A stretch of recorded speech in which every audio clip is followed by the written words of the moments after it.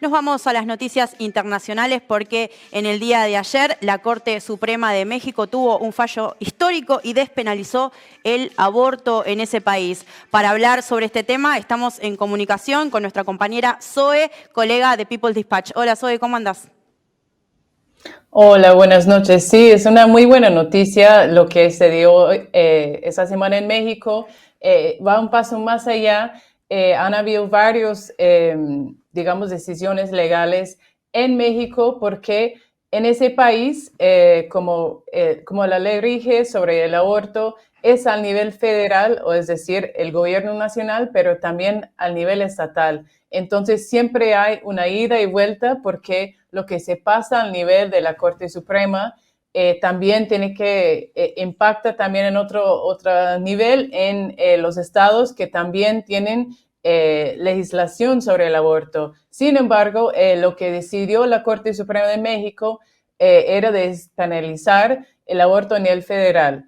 Eso, repito, que también al nivel estatal hay diferentes leyes que rigen sobre las entidades estatales, pero esa decisión dice que en todas las entidades federales que tienen que ver con el sistema de salud, que tiene entidades por todo el país, no se puede negar el derecho al aborto a cualquier mujer o persona gestante que necesita abortar, y dice que es una violación de su derecho a la salud cualquier ley que sí criminaliza y penaliza ese derecho al aborto y las leyes que también criminalizan a las personas proveedoras de ese derecho. Así que es un fallo histórico muy importante. También recordar que en la mayoría de los estados sigue siendo solo aborto por las causales, que varían entre los estados. Hay 4 estados en que sí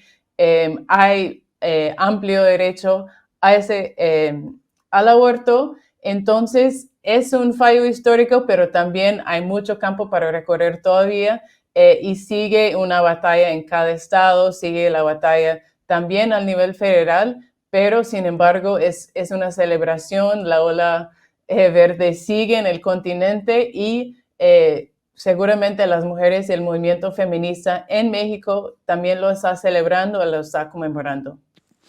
Bien, otra de las noticias de esta semana fue que finalmente también se definió la candidata del oficialismo de cara a las elecciones, ¿no es cierto? ¿Qué nos puedes contar sobre eso?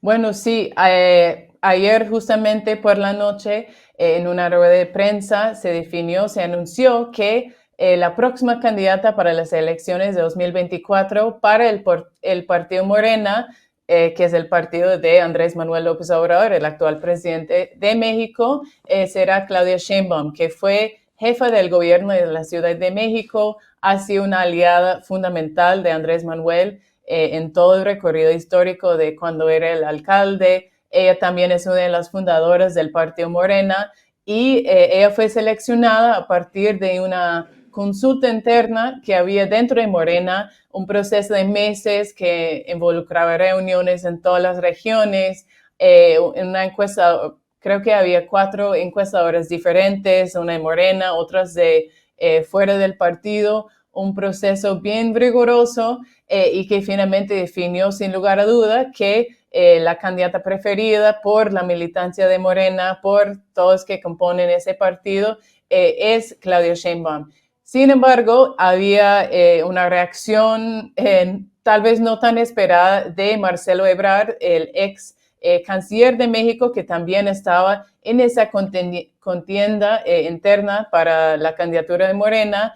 Él, horas antes de ese anuncio de que Claudia Sheinbaum iba a ser candidata, hizo una publicación en las redes denunciando el proceso, denunciando supuestas irregularidades y dijo que no iba a reconocer los resultados, y ya por la noche anuncia que sale del predio donde se está anunciando esa noticia y dice que aún es posible que va a intentar ser candidato de otra manera, es decir, fuera de Morena y tal vez por cuenta propia. Así que eso es digamos, rompe de la unidad y lo que habían jurado los 6 candidatos al entrar a ese proceso de consulta interna, y vamos a ver en los próximos días cómo eso desarrolla, si él va a llevar a otras instancias las denuncias de, digamos, fraude del proceso.